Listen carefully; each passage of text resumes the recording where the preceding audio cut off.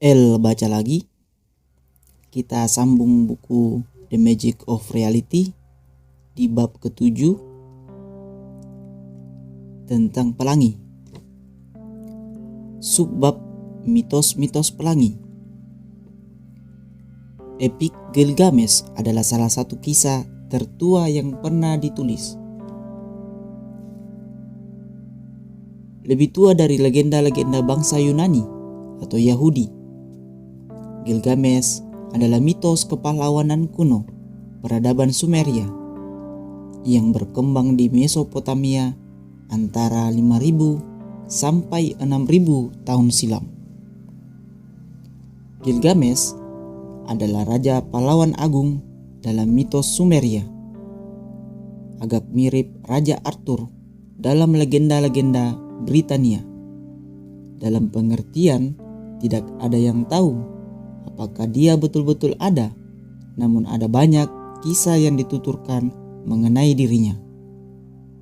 Seperti pahlawan Yunani, Odysseus, dan pahlawan Arab, Sinbad sang pelaut.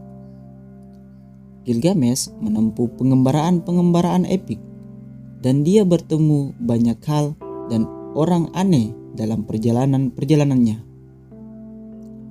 Salah satunya adalah mengenai seorang laki-laki tua bernama Utnapishtim yang menceritakan kepada Gilgamesh satu kisah aneh mengenai dirinya sendiri. Ya, kisah itu tampak aneh bagi Gilgamesh, namun mungkin tidak begitu aneh bagi Anda karena Anda pernah mendengar cerita yang mirip tentang seorang laki-laki tua dengan nama yang berbeda. Utnapishtim mengisahkan kepada Gilgamesh tentang suatu peristiwa berabad-abad sebelumnya. Ketika dewa-dewa marah kepada manusia karena kita sedemikian berisik sehingga mereka tidak bisa tidur. Dewa tertinggi Enlil mengusulkan untuk menurunkan banjir raksasa guna menghancurkan semua orang sehingga para dewa bisa tertidur tenang. Namun dewa air Ea memutuskan untuk memperingatkan Utnapishtim. Ia memberitahu Utnapishtim untuk merubah rumahnya dan membangun bahtera. Bahtera itu haruslah sangat besar, sebab Utnapishtim harus membawa serta benih semua makhluk hidup di dalamnya. Utnapishtim membangun bahtera itu tepat waktunya. Sebelum hujan turun selama 6 hari 6 malam tanpa henti. Banjir yang terjadi karenanya menenggelamkan semua orang dan segala sesuatu yang tidak berada di dalam bahtera yang aman. Pada hari ke-7, angin reda dan air pun menjadi tenang dan diam. Utnapishtim membuka tingkap bahtera yang tertutup rapat dan melepaskan seekor merpati. Merpati itu terbang menjauh, mencari daratan, namun gagal menemukannya dan kembali. Kemudian Utnapishtim mengulang melepaskan burung layang-layang, namun hal yang sama terjadi. Akhirnya Utnapishtim melepaskan gagak. Gagak itu tidak kembali, yang menunjukkan kepada Utnapishtim bahwa ada daratan kering di suatu tempat dan gagak itu telah menemukannya. Pada akhirnya, bahtera itu mendarat di puncak gunung yang menonjol keluar dari air. Dewi Ishtar lalu menciptakan pelangi pertama sebagai bukti janji para dewata untuk tidak lagi menurunkan banjir dahsyat. Maka begitulah pelangi terlahir menurut legenda kuno Sumeria. Ya, saya bilang tadi, ceritanya pasti akrab dengan Anda.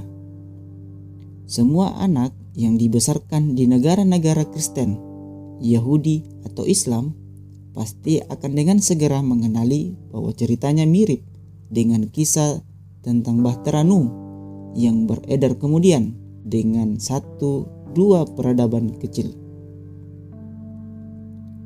Nama sang pembangun bahtera berubah menjadi Utnapishtim, menjadi Nuh. Dewa-dewa yang berjumlah banyak dalam legenda yang lebih tua berubah menjadi satu Tuhan dalam kisah versi Yahudi, Kristen, dan Islam. Kisah Nuh mungkin penuturan ulang legenda Utnapishtim yang lebih tua. Legenda itu merupakan dongeng rakyat yang disebarluaskan dan diwariskan dari abad ke abad. Kita sering menemukan bahwa legenda yang tampaknya kuno ternyata berasal dari legenda yang lebih tua lagi. Biasanya dengan beberapa nama atau perincian lain diubah. Dan yang satu ini dalam kedua versi berakhir dengan pelangi. Dalam epik Gilgamesh maupun kitab Kejadian, pelangi merupakan bagian penting cerita. Kejadian secara spesifik mengatakan bahwa pelangi sebenarnya merupakan busur Tuhan yang ditempatkan di langit sebagai bukti janji kepada Nuh dan keturunannya. Ada satu lagi perbedaan antara kisah Nuh dan kisah Sumeria yang lebih tua mengenai Utnapishtim. Dalam versi Nuh, alasan kekesalan Tuhan terhadap manusia adalah karena manusia sudah kelewatan jahat. Dalam versi Sumeria, kejahatan manusianya mungkin menurut Anda tidak begitu parah. Kita sekadar membuat sedemikian banyak kebisingan sehingga para dewa tak bisa tidur. Saya pikir itu hal yang lucu. Dan tema manusia berisik sehingga para dewa tidak bisa terlelap muncul secara terpisah dalam legenda suku Kumas di Pulau Santa Cruz, lepas pesisir California. Suku Kumas percaya bahwa mereka diciptakan di pulau mereka dari biji tumbuhan ajaib oleh Dewi Bumi Hutas yang merupakan istri ular langit yang sekarang kita kenal sebagai Bima Sakti, yang bisa kita lihat saat malam yang amat gelap di pedesaan namun tidak terlihat bila kita hidup di perkotaan, di mana ada terlalu banyak polusi cahaya. Manusia di pulau itu menjadi sangat banyak, dan seperti juga dalam epik Gilgamesh, kelewatan berisik sehingga mengganggu ketenangan Dewi Hutas. Kebisingan itu membuat terjaga sepanjang malam, namun bukannya mencoba menenggelamkan mereka semua. Seperti dewa-dewa Sumeria dan Yahudi, Hutas bersikap lebih ramah. Dia memutuskan bahwa sebagian di antara mereka harus dipindahkan dari Santa Cruz ke daratan utama sehingga mereka tak akan bisa terdengar olehnya. Dia pun membangun jembatan untuk mereka diseberangi, dan jembatan itu adalah pelangi. Gagasan bahwa pelangi merupakan jembatan juga muncul dalam mitologi-mitologi lain. Dalam mitos-mitos Norse, Viking kuno, pelangi dipandang sebagai jembatan rapuh yang digunakan oleh para dewa untuk melakukan perjalanan ke bumi dari kayangan. Banyak bangsa misalnya di Persia, Afrika Barat, Malaysia, Australia, dan Amerika memandang pelangi sebagai ular besar yang menjulang keluar dari tanah untuk meminum hujan. Mitos Kumas berakhir dengan aneh.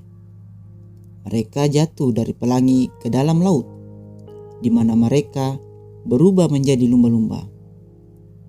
Ketika orang-orang sedang menyeberangi jembatan pelangi, sebagian manusia yang berisik memandang ke bawah, dan mereka sedemikian ketakutan karena ketinggian sehingga mereka pening. Kira-kira bagaimana ya semua legenda ini bermula? Siapa yang mengubahnya? Dan mengapa sebagian orang akhirnya percaya bahwa yang diceritakan benar-benar terjadi? Pertanyaan-pertanyaan ini menarik dan tidak mudah untuk dijawab. Namun, ada satu pertanyaan yang bisa kita jawab, yaitu apa sebenarnya pelangi itu? Bersambung ke subbab Fakta, sebenarnya apa itu pelangi?